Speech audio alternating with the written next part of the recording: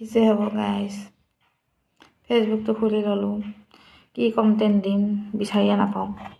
কিবা ক'ম বুলি ভাবিলেও মুখত একোৱেই নাহে, ক'ব আহিলে পাহৰিহে থাকোঁ।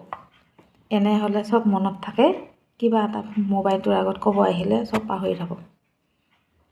কি কণ্টেণ্ট দিম, বাচন ধোৱা, ভাত খোৱা, কাপোৰ ধোৱা, হাউচৱাইফ আৰু যদিহে বোলে ঘৰৰ বাহিৰত ওলাই গ'লোঁ হয়, কিবা কিবি কৰিলোঁ হয়, জাগাবোৰ দেখুৱাই থাকিলোঁ হয়। দেশৰ বাহিৰে যাবলৈওতো আমাৰ টকা পইচা নাইকিয়া, ক'তনো ফুৰিব যাই থাকিম ইমান।